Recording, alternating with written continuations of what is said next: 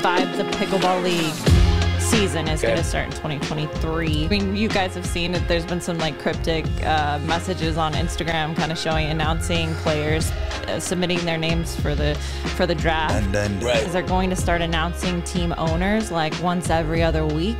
Shark Tank. That's big. Yeah. It'll be very interesting to see, you know, I guess what MLP's next move is now that this has been announced by the PPA, and it seems very clear that they're in direct competition with one another. What's going on? My name is Tyson McGuffin. Welcome to the McGuffin Show.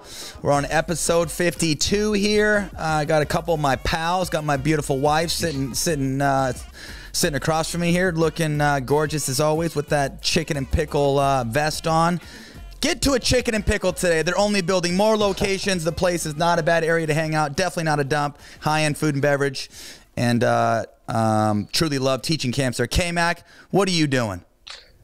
You know, just the usual, hanging out. Happy to be here, ready to crank out another episode. Come Let's on, do this. come on. K-Mac, how was your weekend? Good, man. So yeah, jam-packed. I had a couple that's taken our camp a couple of times, fly out all the way from Connecticut for some private training. So it was a lot of fun working with them. They stayed at our guest house here. Oh, and sweet. Love that. It was actually Callie's birthday yesterday. So we had a good time, took her out for a nice dinner. And then today I'm just getting ready to hit the road for camp, but she's going to be busy with Halloween and kids and all that. So love it. Definitely a lot on our schedule, which I'm sure you guys, I know you can relate. So K-Mac, you're getting ready to head to Palm Springs. Correct. Yeah. Right after this, headed to the airport, Palm Springs. We've got a big, I believe, full camp there, and we're very familiar with the Monterey Club right there in Palm Desert, and excited for a big group of eager campers ready to get McGuffin or K-Mac or whatever you want to call it. Right. Love it.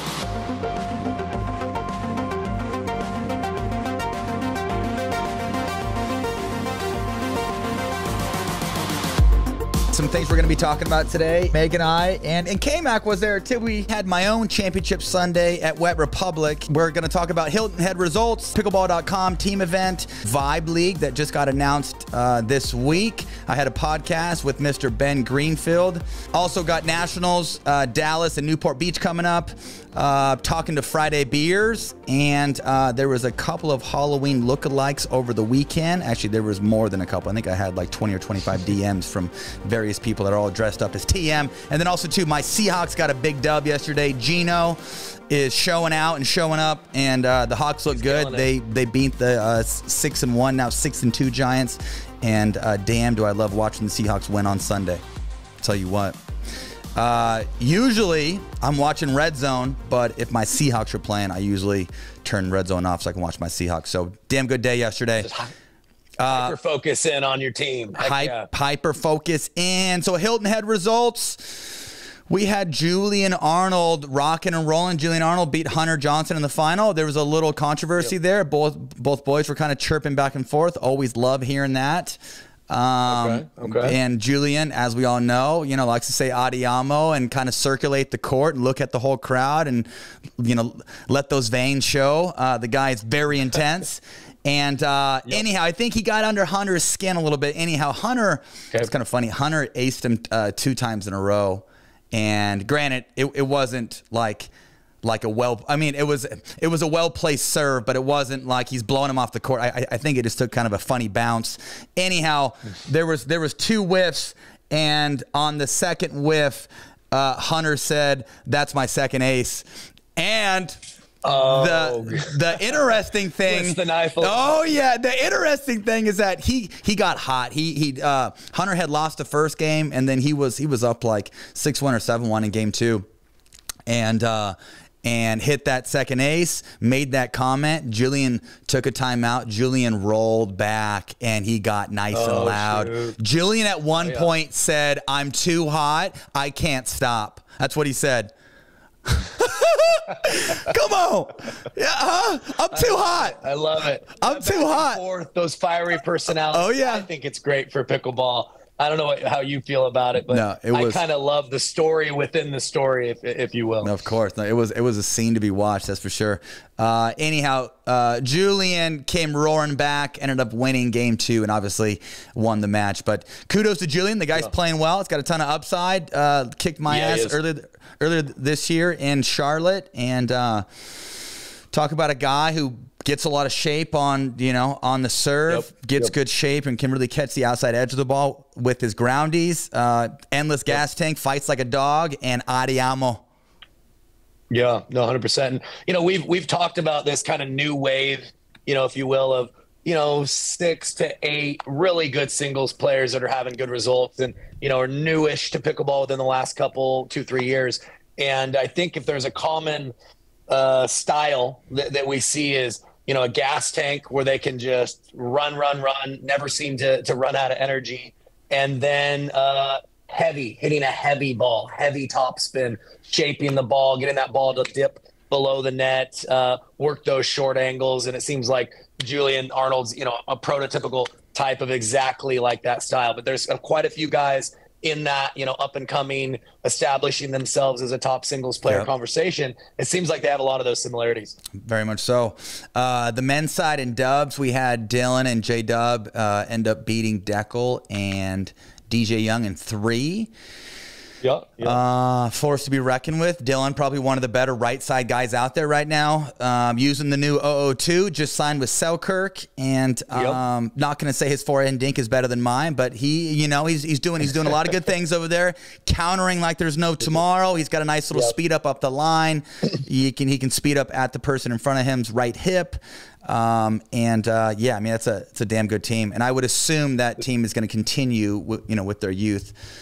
Continue playing together. Yeah. So, and I don't know any of the backstory, but I did notice, J-Dub was playing with Deckel for, a couple of months, and they were doing, quite well. But it surprised me a little bit just because him and J-Dub were doing very well too. So he's played Deckel in a couple of finals now. They've both been tight, but J-Dub and Dylan have come out on top in that one. And I don't know if it's, are they bouncing around, or they just wanting to kind of mix it up and not commit for a full year? But definitely the chemistry of J-Dub and Dylan seems to be there. Yeah. They're both about the same age. The upside is crazy, high still. So a team to watch for several years to come for sure. Yeah, for sure. And I mean, we've talked about this. Dylan's singles game with using the 002 is kind of a lot better as well. He's starting to, And I mean, talk about a guy who has 0 tennis background. I mean, he could be one of the few that's probably in the top 10 of singles, 0 tennis background, no backhand. Actually, no, sorry. He probably hits his backhand more than me. Now he's starting to use 2 hands a little bit. Technically, it doesn't look sharp, but as we all know, there's a range of acceptability in pickle. Doesn't matter how you hit it. And but yeah, he does a good job. He can kind of poke the backhand line. He drops a decent amount. Play some good cat and mouse. But guy's a stud, man. Kid is a stud, that's for sure. And my understanding too is he's been playing pickleball for a really long time. Since he was like 12, right? Yeah, so it's one of those things where it's like, he doesn't have a racket sport or tennis background, but like when you start at 12, pickleball kind of is your racket sport background in a way. Sure. So some of his technique that doesn't look maybe beautiful to the eye when you're used to looking at those smooth tennis strokes. I mean, for tennis players, you have to modify and change your technique a little bit too to really hone it in for pickleball. So sometimes when the technique doesn't look gorgeous like the tennis technique, it is kind of at times really that hyper-focused pickleball technique. So, there's just not a lot of stories like him because there weren't a lot of people that have been playing, for that long with the growth being so recent with a lot of people. But definitely an anomaly for a lot of reasons. He's also one of the most athletic, just explosive guys, but I wouldn't say he looks it. But when you really watch him, his first step is extremely explosive. His lateral movement's right there with the likes of you, and just he sets himself apart in a lot of subtle ways. Yep.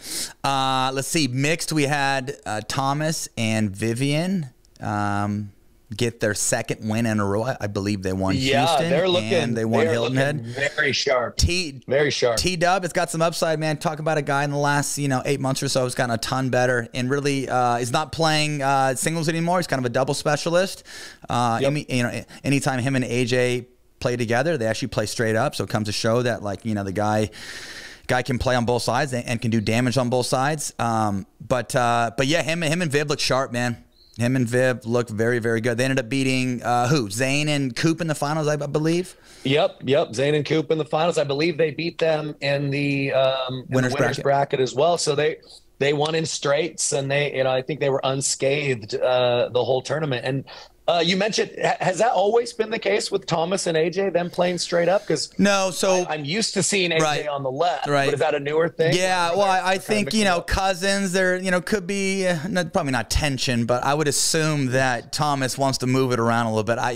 AJ probably wants to play the left. And I mean, obviously AJ, is at his best when he's taking, a bigger piece of the court and he's playing the left. But yeah, so kind of how Rye and I played him last year, primarily it was just Thomas and I going forehand cross court, and it seems like this year they're starting to mix and match a little bit. Obviously Thomas is a much different customer this year than he was last year. And yeah, no, 100%. Talk about a guy who lives in New Braunfels. Actually, I spent some time there when I was a kid. I went to Nuke's Tennis Academy, and that's where New Braunfels, or that's where it's at. And anyhow, Thomas's guy, he's got the Johnson boys, Hunter and Yates, and then Wyatt Stone also lives in that area. So it seems like, honestly, like in the last, 6 months or so, the Johnson boys are getting better. Wyatt's getting a lot better. Thomas is getting a lot better. So talk about, obviously, if you're in an area where there's high-level bodies, there's so much upside.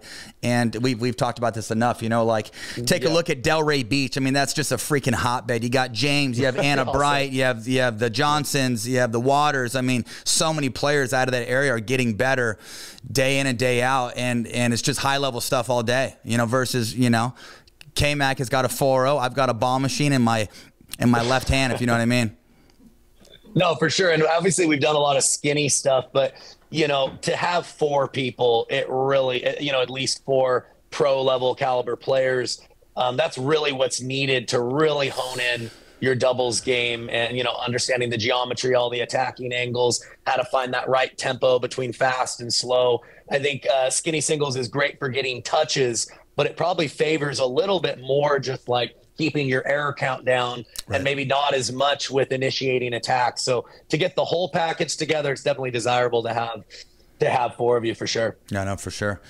And then women's dubs, we had Coop in Georgia beat Simone and Anna Bright. It was actually a tight one. It was 12-10 in game 3. And okay. But yeah, no, very, very competitive match. Simone, she's in her 40s, but still playing at a very high level. I know her and J-Dub ended up losing the match to get into bronze. But, I think that's the first time, I could be wrong, but I think that's the first time they've played together and not got the gold. So, I mean, they've obviously been very consistent. Kind of surprising to me, though, Tyson. I'm not surprised at all that the final between Georgia and Andrea was tied with them, but in, I believe, the winners bracket final, I was looking at the scores, and Georgia and Andrea beat Simone and Anna Bright 11-0, 11-2. So definitely an anomaly scoreline there. I figured the finals would be a lot tighter, but it just shows, even at the pro level, when one team gets really hot, it can look pretty lopsided. Yeah, I was talked to our guy Rafa last night for about 30 minutes on the phone, and he was telling me that facility in Hilton Head, I mean, it's gorgeous and it's nice, but all the courts are like super tight together. So he said it was like such a pain in the ass. Like if you're playing on the outside courts, I mean, they're like 5 feet in between. So just balls are rolling in left and right. And I think something that, something that PPA does differently, that's super professional and, really makes it worthwhile as a professional is playing on those grandstand courts, getting all that space, and really, those grandstand courts kind of feel like a championship court to a certain degree because you have that added space, and with, guys being more aggressive on the serve, or just people being more aggressive on the serve, driving more balls, playing better defense. Like there's so much value in having space out there. You know what I mean?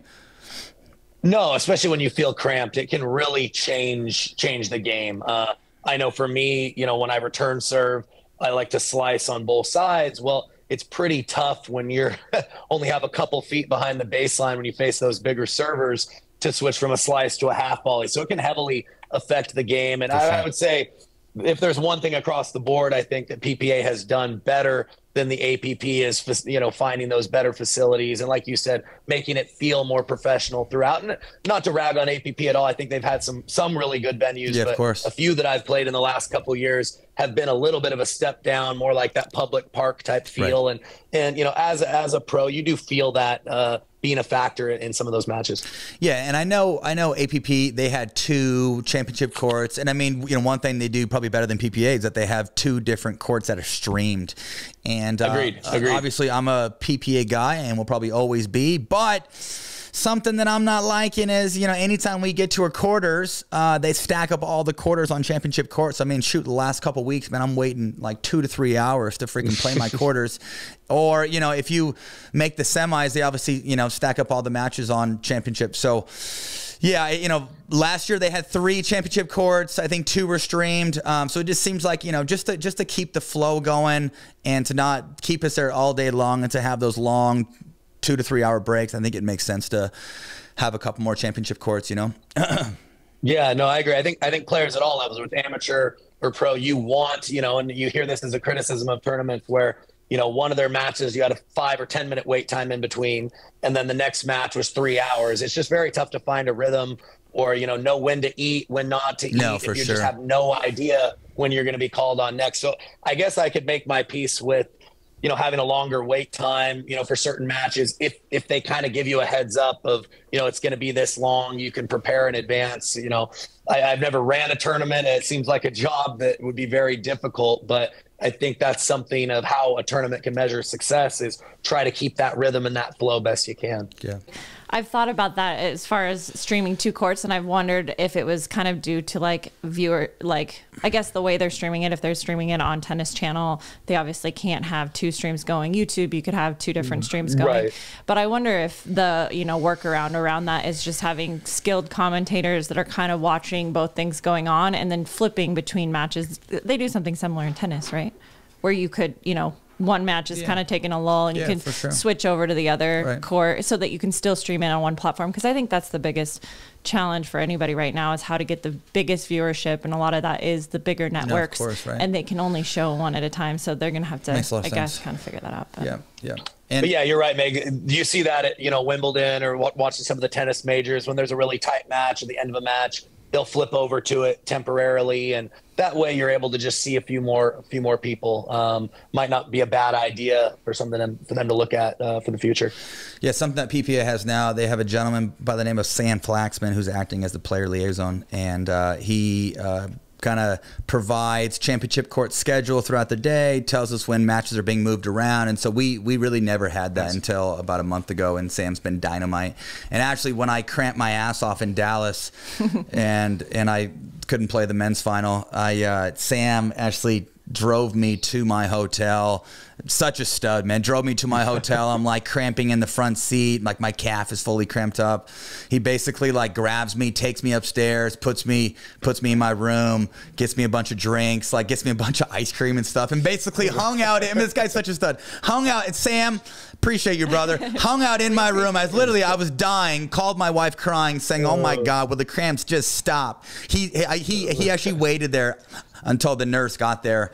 He's so just sweet. He's super caring. He was talking to me on the phone, and even when he was like giving you space, but like keeping me updated, and I was telling him what the IV guy needed to know and what you didn't want in your IV and what you could take in your IV, and so he's more than great and a breath of fresh air. No, for sure. PPA is starting to build. Yeah, awesome. Sounds like it's very needed. I mean, pickleball is to the point where there's a lot of you guys now that like this is your full-time thing. You are a full-time professional pickleball player on the road a lot, and there's going to be situations like this where you just need somebody there making sure that you're taken care of and safe. And it sounds like it was a good move by the PPA to have a guy that just that's everything that's on his plate. For sure. Okay, which leads us into our next topic here. A lot going on with the PPA stuff.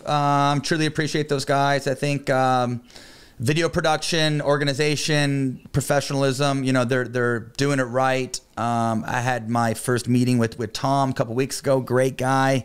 Very knowledgeable, and one thing that I loved is that he's a true family man, cares about the players, cares about everybody else around him, and anyhow, he seems like a very good dude, and I'm just happy to be back in the PPA, and But anyhow, they have a couple new things going on. Something that was announced yesterday was this Vibe Pickleball League. They have the team event in Vegas coming up, and then this new platform called pickleball.com. So I'm going to have Wifey cover that if you could, love. I don't know. I guess we could start out with Vibe. I know that's like Vibe, the hot I'm not a topic. fan of the name, you know, but hey, and that's my only knock. It's a vibe. I would assume they've already heard that plenty. I would assume they pondered on that name for, you know, long enough. Hey. So They wanted something hip and edgy. You know, hey, and that's PPA for you. Go ahead. no, I was just gonna say. I mean, you guys have seen it. There's been some like cryptic messages on Instagram, kind of announcing players submitting their names for the draft. Dun. Right. So they haven't really released anything else quite yet, as far as information goes. So just so I'm in the know, Meg. So the first kind of team event in December, the PPA is putting on, that's going to be the first one of this Vibe League. Or Vibe team Correct. event. So is that part of the Vibe? Okay. I believe that's and the draft is going to take place at that event. So the draft, I believe, for the 2023 season, Vibe the Pickleball League season is going to start in 2023. Draft is on. So the draft will be on. They are going to. My understanding is they're going to start announcing team owners like once every other week. I think starting next week. The first owner is Mark Cuban. So nice. Yeah. So Shark Tank. that's big. Yeah. for sure. I mean, he's big for sports and business and all the Owner of the Mavericks. Yeah. Another Dallas guy. Another Dallas Dallas guy. I would assume him and Tom, you know, could be buddies. Yes, I believe so. So yeah, they'll start announcing owners. There's going to be 6 teams. They're going to be 30 players. So each team, each team has 5 players. So each team's going to have 2 girls and 2 guys for sure. And then an alternate player. And now that alternate player, you could kind of call him a sub, but you could kind of call him like it is an alternate player. So strategically, you could choose to use that player in lieu of any other player at any given Vibe event. Cool. Right. So maybe someone's injured, or maybe someone's not playing as well, or If maybe you see a gain, use your alternate. Yeah, exactly. Right. So kind of gives a little bit of more depth to each team, right? Yeah, right. I wonder if they'll let the alternate come in like mid-match, right? Like, hey, this person's struggling. Like, we like this isolation. I know my alternate can that's a better story. That's a much better story. I think so. I mean, I wonder. Maybe the guys that would feel a little more pressure that you're going to get pulled out. Right. Too many times, right. But who knows? It's a better story either way. Right. Who makes that decision? Yeah, also makes a good story, right? I know. Captain, bring in the lefty. We're going. Yeah, right. Yeah. So my understanding is too a little bit different. The teams will be able to keep like 2 or 3 players protected. I think they're gonna figure that out specifically, but essentially, you know, these team owners could draft like their favorite players, and they could build a team around that player and really like want that player to stay on their team. And so they're gonna have the ability to protect, I think, 2 or 3 of their 5 players. There's gonna be 6 events next year. 4 are going to be added on to existing tour stops. So it's kind of nice for the pros that do play the PPA Tour. If they're also playing Vibe, they'll already be there. So on those tournaments, I believe there'll be kind of a championship Saturday instead of Sunday. And then Sunday will be the Vibe event to follow that tournament. Okay. Like I said, there's 4 added to tour stops. And then there's 2 standalone events. One of them will be in Nashville. And then the finals will be standalone as well in Vegas. So why not? Wet Republic. I like it. Let's win the team event. You know, go to Wet Republic and, you know, have some fun. You always win on Championship Sunday when you're at a pool party. You always win. Go from one championship Sunday to the next one, right there. With my trophy. So, and not to be controversial, and I know Tyson really probably can't have an opinion yet, or he could have one soon, but this is obviously very similar to MLP in certain ways, but I really think that this just gives a whole opportunity for more eyes on pickleball. So I really, and if you actually look at the schedule, they're pretty much not overlapping like 98% not overlapping. So I think there's a world where both can exist. And I think it overall, like selfishly, like as a fan or like my perspective would be at a viewer, I'd like to see them both continue to thrive. And I think that, you know, bringing in more celebrity team owners or big business owners, I mean, it's just going to give more players opportunity to shine on a bigger stage. So that's my little 2 cents. I know Kyle can have an opinion, but Tyson just can't really say. Yeah, I mean, well, the nice thing about not being signed or connected to one tour or any group is I can give, you know, an unfiltered opinion. And I would say, you know, I think everybody's loved MLP, right? But the last couple, the one knock, if there's been one thing, it's been the pickleball world's wanted to see Ben and Tyson and Riley and Loong and Dawson and just all of what we feel are the very best in pickleball. And that's what people want to see. You want to see the very best battle it out. Not to say that a lot of the other people for MLP or the non-PPA signed players aren't right there and can hang, but I think that a lot of the very best in pickleball have been those PPA signed players. So it's great that there's a platform now where we can see some of our favorite players compete in this team event. And I'll be, you know, opinionated, I guess, to say I think Steve Kuhn and MLP has made a lot of great decisions, but it seems to me that the direction that sounds like they're going of wanting to kind of take a step back from the team event and only make that one day is a really bad move, because the PPA is going to step up now, set up this Vibe League, and if they're able to emulate something to what was similar to what MLP was, I really think this is where most people are going to direct their attention now. So it'll be very interesting to see, you know, I guess what MLP's next move is now that this has been announced by the PPA, and it seems very clear that they're in direct competition with one another. I mean, it just seems that way to me. Yeah, I think that's what's a little bit left up to decide, just because I feel like with them moving, that some dates have been moved around, and based on that they actually don't land on the same days. So I'm going to be really curious to see if they can coexist. And I guess I kind of hope how many players play both. Yeah, and I kind of hope selfishly that they offer something different. You know, I think Vibe can be, but I do think, though, Vibe is similar in a way, though, that they are just adding it on a tournament, and it will just be one day. It'll be the Sunday, right? And I'm pretty sure even the standalone events, it's just a day. That is the format. So, yes, I think they're going to be similar format.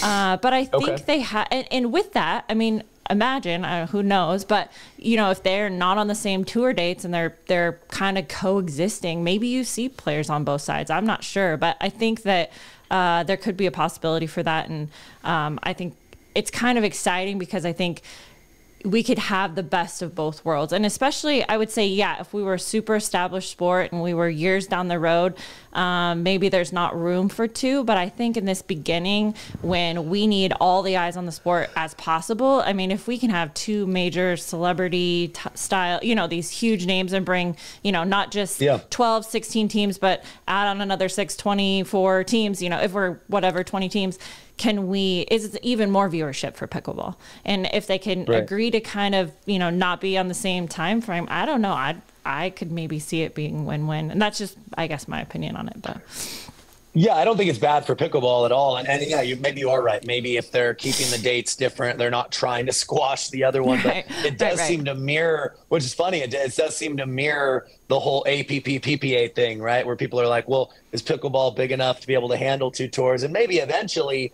you know, it'll unify. But I actually think both tours have still been a good thing for pickleball. There's a lot of exposure. Each tour has to be kept kind of accountable of wanting, you know, make sure they're doing things right or trying to always get better. So it seems like there's a lot of similarities now between the two leagues versus the two tours that we've had. Right, for sure. I think 2023 will be interesting altogether. But I think it's going to be good things. I think it's exciting. It's exciting and suspenseful, and I wonder where it's going to go. Very exciting. Cool. Yeah, absolutely. Absolutely. Okay.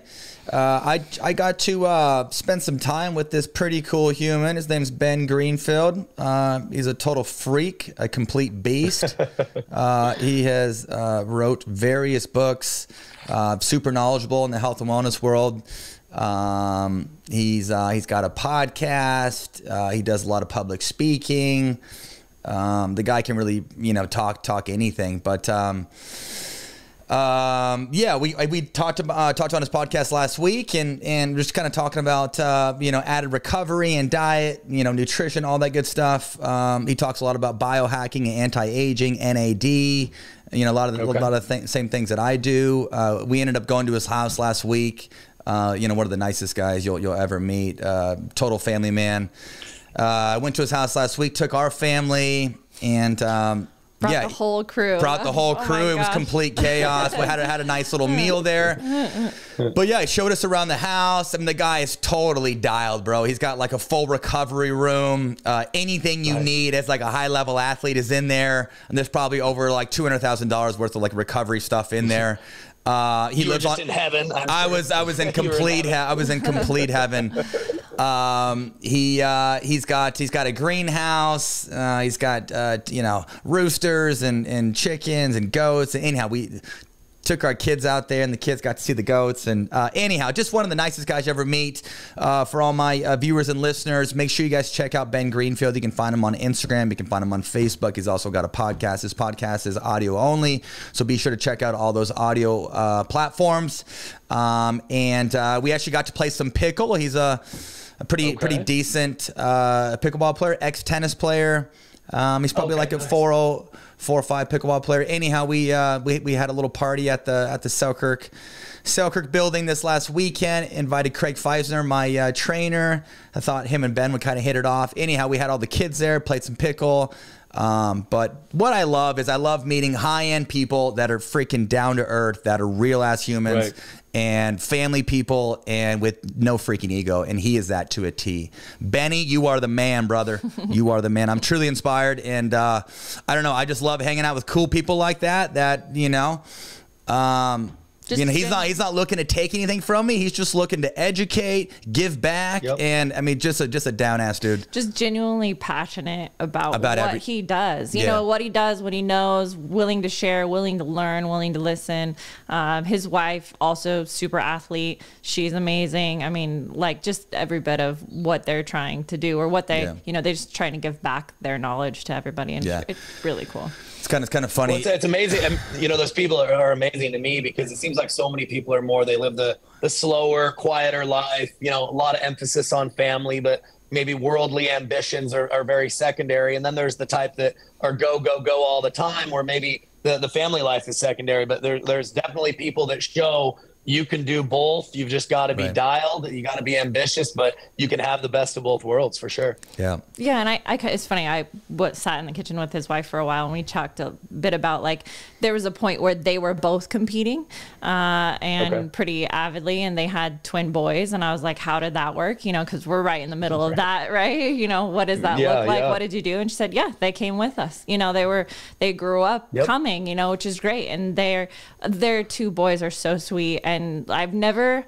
seen boys that age that were like just so comfortable in their own skin and confident who they are, and they're not who everybody expected them to be, and like they're just great kids. So I don't, it's funny, like you said, Kyle, like it's funny how we have this like preconceived notion that like if you are a family man, you got to have a little slower, you got to make time or this. But I think it's a changing world. And I think too, it obviously depends on your platform and what you do for a living. But I mean, it's even like you, Kyle, like there's times where, the kids of, kids in Cali come, or, and that's just what you do. It's just, I think. Make it work. Yeah. And I think it's exciting for the kids. I think it's offering your kids something that you never dreamed that you would be able to do with them. And yes, there's hundreds of sacrifices that we make too. Yeah, there's challenges. Yeah, and things missed and dates missed and things like that. But I think when you can find a way to kind of mix them both together, sometimes you get the best. Yeah. So I think so. You guys are in the same boat. I think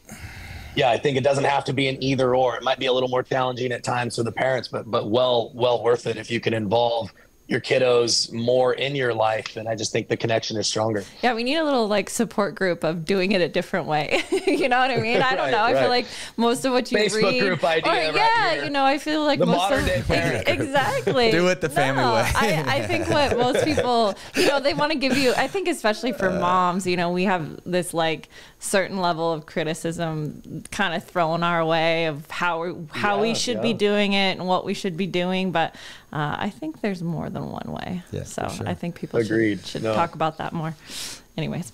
Yeah, well said. Mr. Greenfield. But yeah, he was on Rogan's podcast 4 or 5 years ago. He is like a life coach for Zac Efron. I mean, the guy literally has done everything. And anyhow, just happen to have that man in my corner.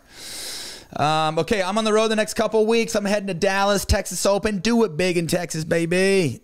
Nationals and then Newport Beach. Always love going to the Indian Wells Tennis Garden. Probably the best venue in tennis, and by far, obviously, the best venue in pickle. Every court feels like a championship court. Palm Springs, when I'm all said and done, I'm in my 40s, not working a day in my life. We're definitely going to have a place in Palm Springs, that's for sure.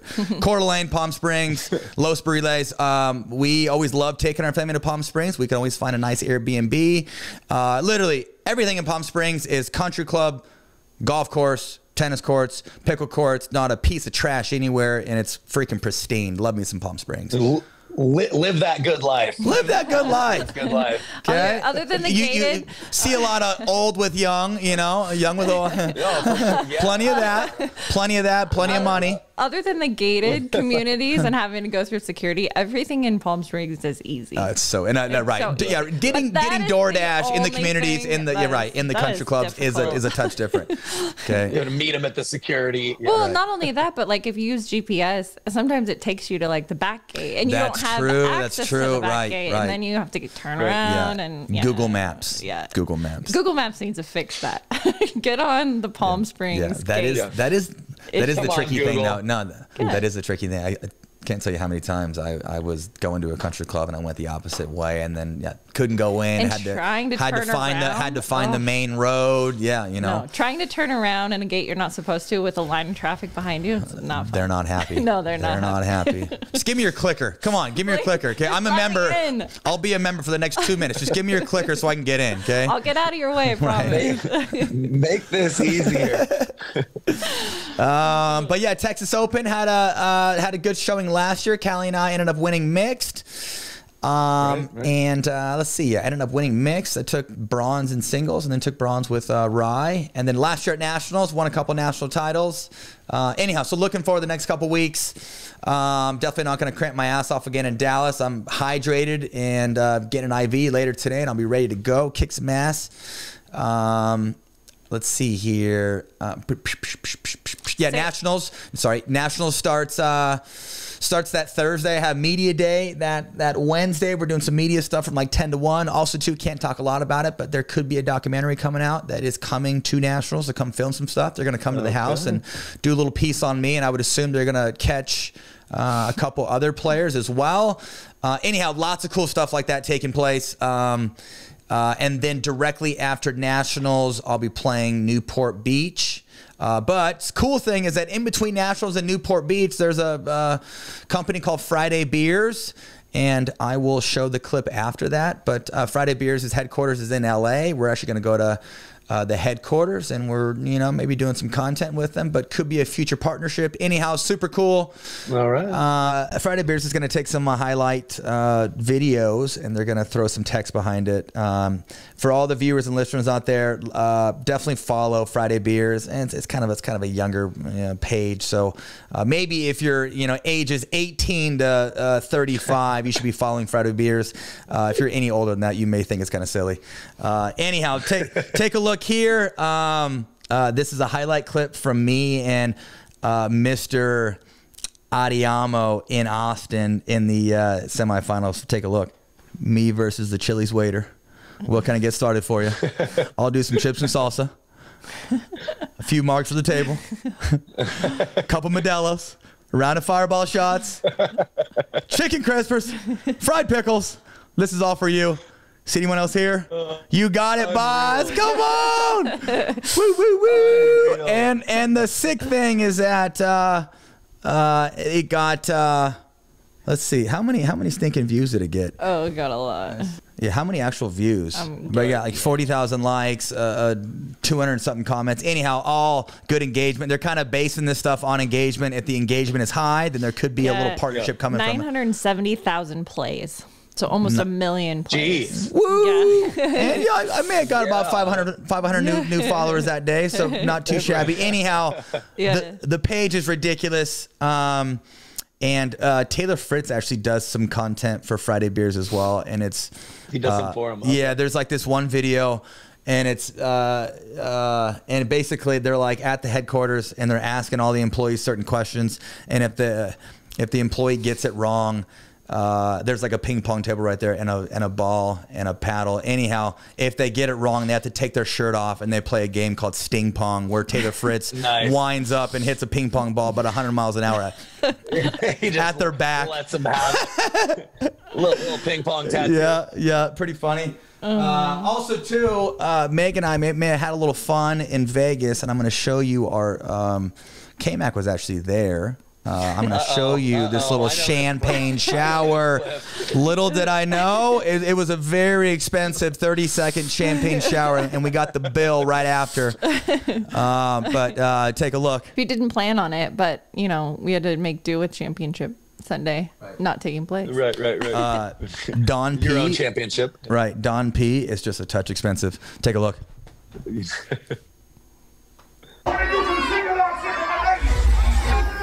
What in the heck? Anyhow, they didn't give us goggles. I had glasses on, and the guy was like, "Hey, make sure you cover your wife's face because it could very well get in her eyes."